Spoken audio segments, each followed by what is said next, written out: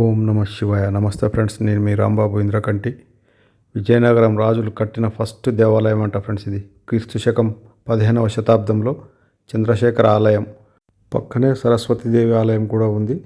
ఆ తర్వాత అప్పట్లో ఈ రాజులు రాణులు వాళ్ళు స్నానాలు చేసే అదొకటి ఉందంట.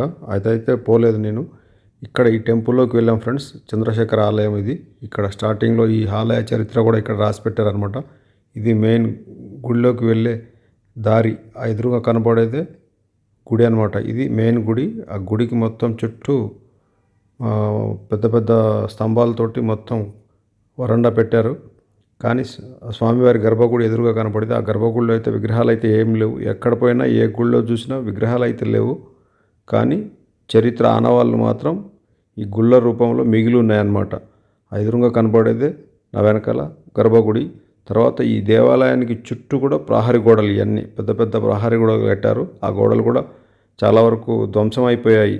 ఎందుకంటే ఆ తురుష్కుల కాలం నాడు మొత్తం వాళ్ళు మన రాజులు నిర్మించిన మొత్తం దేవాలయాలని టోటల్గా డిస్మెంటల్ చేయడానికి ప్రయత్నం చేశారు.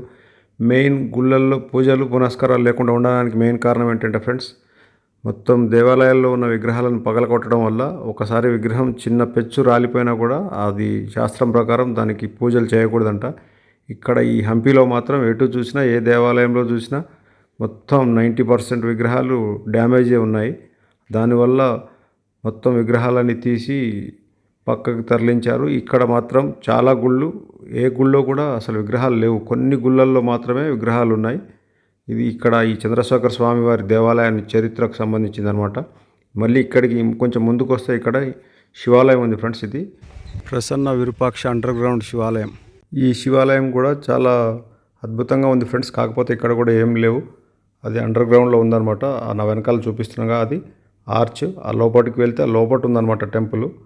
లోపలికి వెళ్ళిన తర్వాత లోపల ఇది వెళ్ళే దారి అనమాట. ఇది గుమ్మం చూడండి ఎంత వెడల్పులో పొడవులో ఎంత బందోబస్తుగా చేశారు. ఎంత బందోబస్తుగా చేసినా మన చేతిలో పవర్ లేకుంటే ఆటోమేటిక్గా అక్కడ ఉన్న మొత్తం ఏదైనా మార్చడానికి రైట్స్ వచ్చిన తుగ్లక్ రాజులు ఉంటే వాళ్ళకి ఏం చేస్తున్నారో వాళ్ళకి తెలియనప్పుడు ఈ పిచ్చి పనులని చేస్తారు. ఇవన్నీ మనకు ఈ శిథిలాల రూపంలో మనకు ఆ మెమరీస్ కళ్ళ ముందు కనబడుతున్నాయి. ఆ లోపల ఉంది ఫ్రెండ్స్. ఇది ఒక ఫ్లోర్న్నర గ్రౌండ్లోకి ఉంటే ఆ గ్రౌండ్ లోపల శివాలయం ఉంది. అక్కడ శివలింగం ఉంది. కాకపోతే ఏంటంటే డ్యామేజ్ అవ్వడం వల్ల ఆలన పాలన చేయట్లేదు. ఓన్లీ వచ్చిన పబ్లిక్ చూడడానికి ఇప్పుడు మనకి ఈ మెమరీస్ మిగిలిపోయి ఉన్నాయన్నమాట. ఇది శివాలయం. ఇందాక చూపించిందేమో చంద్రశేఖర ఆలయం, సరస్వతి ఆలయం. ఆ చంద్రశేఖర ఆలయం దాంట్లోనే ఉపాలయం లాగా ఉంది, కానీ అది కూడా చిన్న దేవాలయం. దాంట్లో కూడా అమ్మవారిది విగ్రహం ఏం లేదు. ఇది దీని లోపల ఉంది. ఇక్కడ నంది కూడా ఉన్నాడు చూడండి. నందిని కూడా డ్యామేజ్ చేశారు. ఆ గర్భగుడి లోపలికి ఉంది. మొత్తం వాటర్ ఉంది. మేము లోపల దాకా వెళ్ళడానికి ఛాన్స్ లేదు. కొంచెం ముందుకు నిలబడి చూసి మళ్ళీ బయటకు వస్తున్నాం అనమాట. పాతాళ శివాలయం ఫ్రెండ్స్ ఇది. దీన్ని పాతాళ శివాలయం అని పిలుస్తారు. విరూపాక్షేశ్వర ఆలయం వచ్చేటప్పటికి అక్కడ కూడా ఉంది. ఇది వచ్చేటప్పటికి లక్ష్మీనరసింహస్వామి విగ్రహం ఫ్రెండ్స్. విగ్రహాన్ని కూడా చాలా డ్యామేజ్ చేశారు. Lakshminarasimhaswamy temple statue, the huge monolithic sculpture of Lakshmi Narasimha is one of the most outstanding works of sculpture art of Vijayanagara. This statue stands to a height of 6.70 meters. It was consecrated by priest Krishna Bhatta and the behest of Krishnadevaraya in 1528 CE as per lithic record. అతిపెద్ద లక్ష్మీనరసింహస్వామి విగ్రహం friends. 6.70 మీటర్లంట. అంత పెద్ద విగ్రహాన్ని కూడా మొత్తం పగలగొట్టారు. ఈ నరసింహస్వామి గుడి చుట్టూ తిరిగి చూపిస్తున్నాను మీకు. ఇది బ్యాక్ సైడ్ అనమాట. పైన కూడా గోపురాలని కూడా కూలగొట్టేశారు. పైన కూడా ఏం లేదు. తర్వాత నరసింహస్వామి పక్కెమ్మటే బడా శివలింగం అని చెప్పేసి శివలింగం ఒకటి ఉంది. అది లోపల, అది కూడా దానికి కూడా చుట్టూ కోనేరులాగా ఉండి దాంట్లో శివలింగం ఉందన్నమాట. దానికి కొంచెం సెక్యూర్డ్ లాగా చేశారు. మొత్తం గేట్ పెట్టారనమాట దానికి. మనం ఈ పక్కన కూడా ఉపాలయాలు ఉన్నాయి. అందులో అయితే ఏం లేవు. అది ఏమేమి ఉన్నాయో తెలియదు. ఇక్కడ మాత్రం నరసింహస్వామి విగ్రహం, ఈ గేట్ లోపల మొత్తం బడా శివలింగం ఉందన్నమాట. శివాలయం చూడండి, బడా శివలింగం ఎలా ఉందో. ఓం నమ శివాయ, ఓం నమ శివాయ, ఓం నమ శివాయ. స్వామివారి గుడి పైన కూడా గోపురం ఏం లేదు చూడండి, ఓపెన్ ఉంది. బడా శివలింగ్ కూడా మొత్తం గంగమ్మ తల్లి ఉంది చూడండి ఫ్రెండ్స్. కింద మొత్తం వాటర్లోనే ఉంది బడా శివలింగ్. చాలా అద్భుతంగా ఉంది శివలింగం మాత్రం. చుట్టూ గోడలు మాత్రం మిగిలిపోయినాయి. పైన కప్పు లేదు. చుట్టూ మ్యాక్సిమం డ్యామేజ్ చేయాల్సినంత వరకు డ్యామేజ్ చేశారనమాట. ఈ నరసింహస్వామి గుడి ప్లస్ ఈ శివాలయం 2 పక్క పక్కన ఉన్నాయన్నమాట. బడా శివలింగ్ టెంపుల్ అది మీరు చూడాలనుకుంటే అది పాజ్ చేసి చూడండి ఫ్రెండ్స్. నేను అక్కడ నుంచి ముందుకు వెళ్తున్నాను మళ్ళీ. మొత్తం ఒక్కొక్క టెంపుల్ మాత్రం 100 ఎకరాల విశాలమైన ప్రాంగణంలో కట్టారు ఫ్రెండ్స్. అద్భుతంగా కట్టారు. నిజంగా ఆ విజయనగరం రాజులకి హ్యాట్స్ ఆఫ్ చెప్పాలి. 2వ దేవరాయ గారు 15వ శతాబ్దంలో స్టార్ట్ చేస్తే ఆయన తదనంతరం వచ్చిన రాజులంతా దాన్ని కంటిన్యూటీ చేసుకుంటూ వచ్చారు. ఈ బడాల శివలింగ్కి సంబంధించిన హిస్టరీ అంతా దానిపైన ఉంది. మీరు పాజ్ చేసి చూడొచ్చు కావాలంటే. ఇక్కడ చూస్తున్నారు కదా ఫ్రెండ్స్, ఈ రాళ్ళల్లో మొత్తం ఈ బజార్లు ఉన్నాయి కదా, ఈ బజార్లలో అప్పట్లో వ్యాపారాలు జరిగేదంట ఫ్రెండ్స్. ఇది కృష్ణా బజార్ అంటారంట దీన్ని. ఇక్కడ మొత్తం ఆ రోజుల్లో రైతులు పండించిన పంటలు తీసుకొచ్చి ఇక్కడ పెట్టి అమ్ముకునే వాళ్ళంట. తర్వాత వజ్ర వైడూర్యాలు రత్నాలన్నీ రాసులు పోసి అమ్మేవాళ్ళని చెప్పేవాళ్ళు కదా ఫ్రెండ్స్ మనం చిన్నప్పుడు. ఇది విష్ణు టెంపుల్ అనమాట. ఇది ఈ టెంపుల్లో కూడా ఏం లేదు చూడండి. మొత్తం ఇక్కడ కృష్ణ బజార్ అని చెప్పేసి, పుష్కరిణి అని చెప్పేసి, కృష్ణా టెంపుల్ అని చెప్పేసి బోర్డు ఉంది. ఇది గోపురం అనమాట, రాజగోపురం. మళ్ళీ కృష్ణా టెంపుల్ లోపలికి వెళ్ళే రాజగోపురం ఇది. ఈ రాజగోపురంలో నుంచి లోపలికి వెళ్తే లోపల ఎదురుగా కనబడేది కృష్ణా టెంపుల్ ఫ్రెండ్స్. ఇక్కడ కూడా ఈ టెంపుల్లో కూడా ఉపాలయం ఉంది. కానీ దీనికి ఎదురుగా మీకు ఇందాక చూపించానుగా అది కృష్ణా పుష్కరిణి అనేది ఒక పెద్ద కొనేరులాగుండి, ప్లస్ ఆ బజార్లలో ఆ రోజుల్లో వజ్ర వైడూర్యాలు రత్నాలు రాసులు పోసి అమ్మేవాళ్ళంట. మీకు మనం చిన్నప్పుడు తెలుగు వాచకంలో సోషల్ మీడియాలో చదువుకునే వాళ్ళం. నేనైతే విజయనగరం రాజుల గురించి నాది 7th క్లాస్లోనేమో సోషల్లో వచ్చిందనమాట. అప్పుడు చదివాను నేను. ఇప్పుడేమో లైవ్లో చూస్తున్నాను అనమాట. అద్భుతమైన టెంపుల్స్ ఫ్రెండ్స్.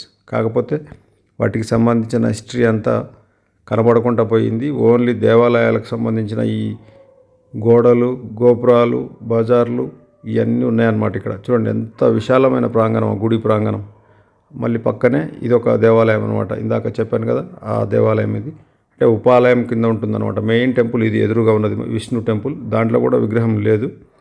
ఈ గోపురాలు కూడా రాజగోపురం కూడా చూడండి సగం పైన కూలగొట్టేశారు.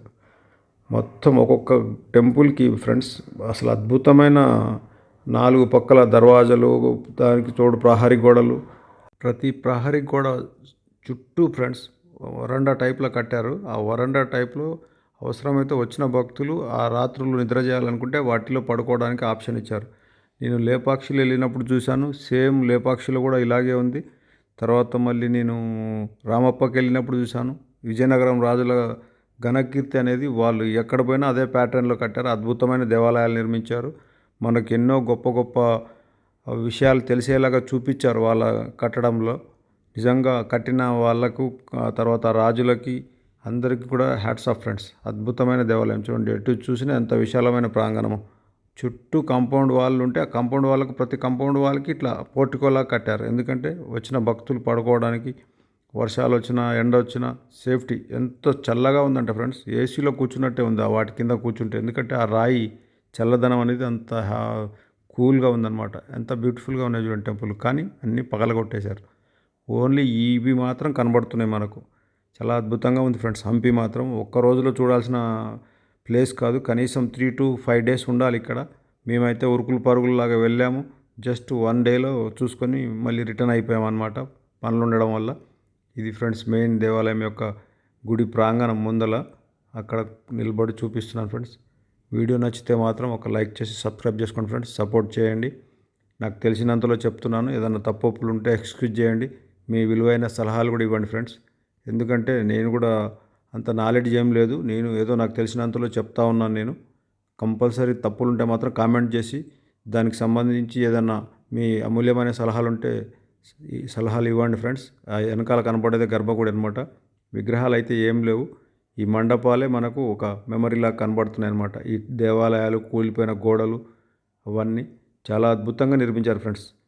ఈ అద్భుతమైన ఈ టెంపుల్ని చూస్తుంటే ఒక పక్క సంతోషం, ఇంకో పక్క బాధ అనిపిస్తుంది. ఎందుకంటే అక్కడ విగ్రహాలు లేవు, ఆలన పాలన లేదనమాట.